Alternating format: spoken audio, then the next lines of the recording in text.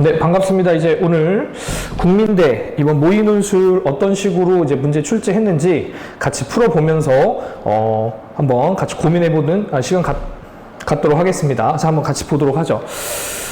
일단은 인문계는 이제 수학이 2문제였고, 일단 모의 문제여서 실제로 이렇게 나올지 안 나올지는 잘 모르겠습니다. 왜냐면 지금 현재 이 9번 문제는 고등학교 1학년 수학 수준에서 이제 뭐 3차 방정식 정도가 딱 들어가 있는 정도이기 때문에 과연 이런 식으로 나올지는 좀 더 두고 봐야 될 것 같아요. 하지만 일단 이번 영상에서는 전반적으로 모든 문제들에 대한 제 평가는 일단 거두절미하고 풀이에 일단 집중하는 형태로 일단 가보도록 하겠습니다. 알겠죠? 자, 한번 가보도록 합시다.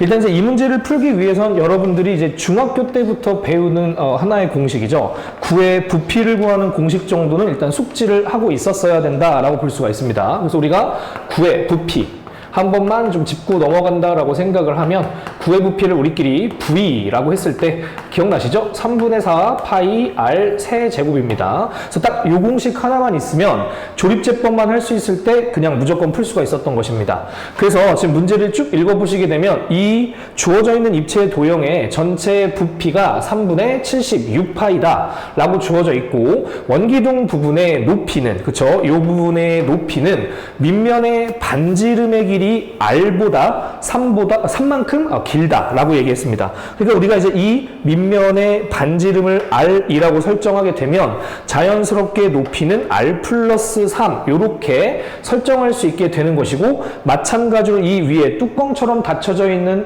이 구 부분도 역시 반지름은 R이다 라고 볼 수가 있는 상태겠죠. 그래서 굉장히 단답형으로 깔끔하게 문제 나와 있고, 일단 1번 문제를 보시게 되면은 지금 다음과 같이 미지수를 설정할 수 있을 때, 그쵸? 지금 주어져 있는 부피 V를 R로 표현을 해봅시다 라고 이야기를 했습니다. 그래서 전체적으로는 크게 두 가지 입체 도형의 합으로 볼 수가 있겠죠. 당연히 이 원기둥의 부피에다가 이 반구의 부피를 더하게 되면 자연스럽게 우리가 답으로 나아갈 수 있을 거다. 그럼 자, 첫 번째 문제 바로 풀어보도록 합시다. 자, 원기둥의 넓이는 밑넓이에 해당하는 파이 R 제곱, 거기에다가 뭘 곱하면 되겠지? 높이, 그쵸? R 플러스 3 곱하면 끝나는 거죠. 자, 그 다음에 이제 9의 부피를 갖다가 구해야 되는 거니까 3분의 4 파이 R 세제곱이죠. 거기에다가 반구라는 점을 생각한다면 곱하기 2분의 1 요것만 놓치지 않으면 될 것 같습니다. 그래서 이제 전개해서 정리를 한번 해봅시다.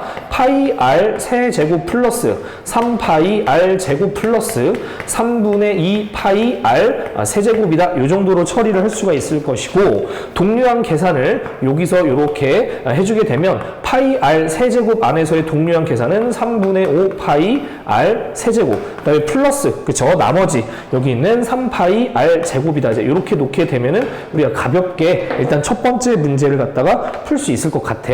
자, 그럼 이제 두 번째 문제를 보시게 되면 이렇게 해서 구한 부피식을 이용해서 원기둥의 밑면의 반지름 길이 R을 궁극적으로 찾으면 되는 것이죠. 자, 그렇게 되면 지금 이 녀석을 우리가 문제에서 주어진 조건상 3분의 76파이다라고 할 수가 있는 거니까 우리가 여기서부터 이제 두 번째 문제의 풀이로 볼 수가 있겠죠. 자, 그렇게 되면은 우리가 이제 양변에 파이씩 나눠주는 거 충분히 가능할 거고요. 30 곱해준다라고 한다면 5R의 세제곱 플러스 9R의 제곱 마이너스 76은 0이다. 이렇게 되는 거니까 여기서 이제 우리가 뭐 할 수 있겠다? 자연스럽게 조립제법 들어가 주시면 되는 겁니다. 통상적으로 조립제법을 계산하는 과정을 서술하는 일은 거의 없다고 보셔도 되고요. 물론 문제를 푸실 때 암산할 수는 없을 테니까 여러분들이 적절하게 메모하면서 조립제법 사용해 주시면 됩니다. 그래서 5, 그 다음에 9, 0, 마이너스 76에 대해서 조립제법 하는 과정은 여러분들이 충분히 하실 수 있을 거라고 생각하고, 여기다 이제 2를 넣게 되면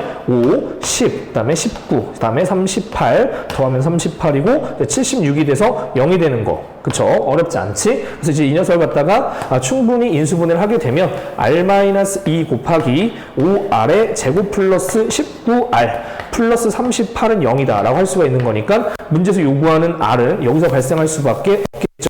물론 판단하실 때 조심해서 이 2차 방정식 부분도 판별식을 통해서 근이 존재하는지 유무를 따지는 것이 교과서적으로는 분명히 필요한 과정이지만 지금 직관적으로 봤을 때 판별식을 썼을 때 0보다 작을 것이라는 것은 공부를 열심히 해왔던 여러분들의 입장에서는 당연할 거라고 생각을 합니다. 그렇기 때문에 어렵지 않게 일단 첫 번째 문제를 풀 수 있었던 것 같아.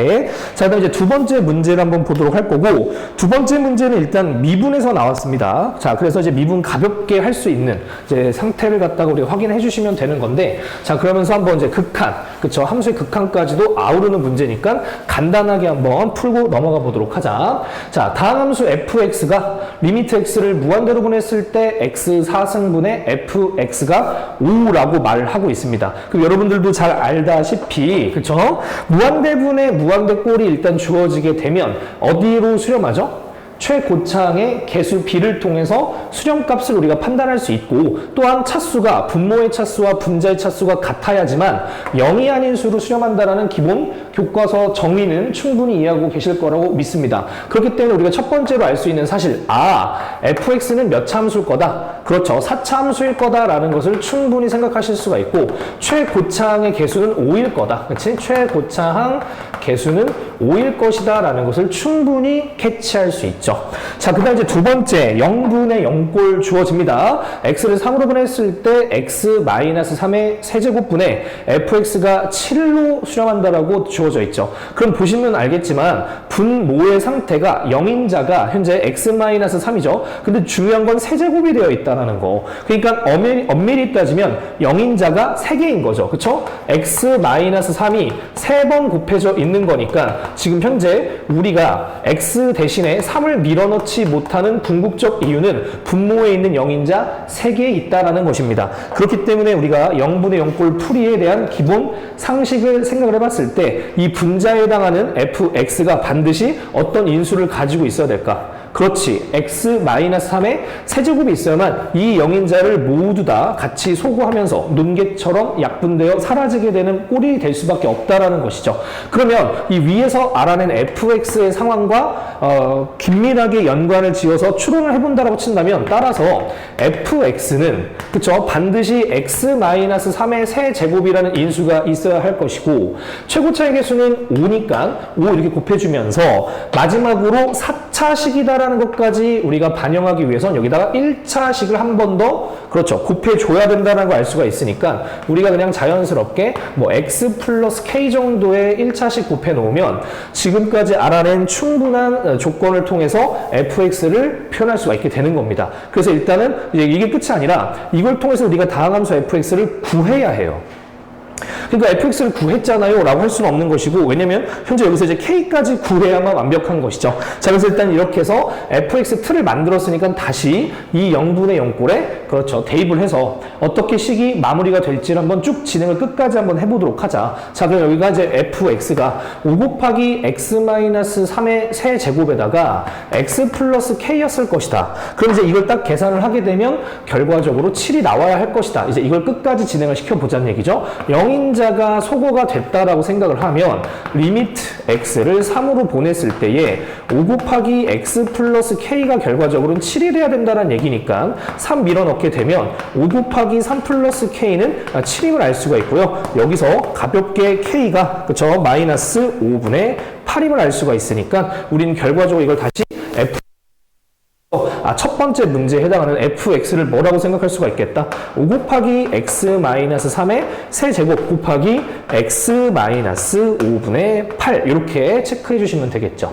자, 그 다음 이제 두 번째 문제인데 a의 값을 구하자라고 이야기를 했습니다. a가 뭔지 보니까 곡선 fx 위의 점입니다. 곡선 위의 점이니까 당연히 대입이 가능하겠죠. 즉 f에다가 1을 넣으면 그것이 곧 뭐다? a다라는 논리가 형성이 되는 거니까 그냥 가볍게 계산 문제에 해당하죠. 5 곱하기 마이너스 2의 세제곱 곱하기 1 플러스 지금 k였는데 k가 마이너스 5분의 8이니까 이걸 계산하게 된다면 이게 뭐다? a다. 이렇게 생각할 수가 있다는 거죠. 자, 그렇게 해서 이제 가볍게 계산은 제가 어느 정도 생각해도 될 것 같고, 제가 계산을 해보니까 a는 24가 나옵니다. 자, 전혀 어렵지가 않았죠. 자, 그 다음에 세 번째 b랑 c를 더하라 라고 했는데 이 곡선 위의 점 1,a에서의 접선식을 찾는 겁니다. 그래서 접선의 방정식을 물어보고 있고, 우리 기억나시겠지만 접선의 방정식을 풀기 위해서 필요한 조건은 몇 가지? 두 가지. 첫 번째는 접점이 필요하고요. 두 번째는 기울기가 필요하죠. 그런데 결국 문제에서는 이 곡선 위에 점 A에서의 접선의 방정식을 요구하고 있으니 접점을 A라고 할 수 있고 결국 A는 1, 현재 24라고 우리가 두 번째 과정까지를 통해서 찾았지. 자, 그 다음에 이제 기울기를 찾기 위해서는 우리가 F라는 곡선을 미분해서 1을 넣어줘야 될 테니까 이제 F를 좀 미분을 해줘야 될 것 같습니다. 자, 여기 있는 FX를 미분을 해볼게요. 물론 K는 마이너스 5분의 8로 바꿔놓은 상태에서 미분해 봅시다.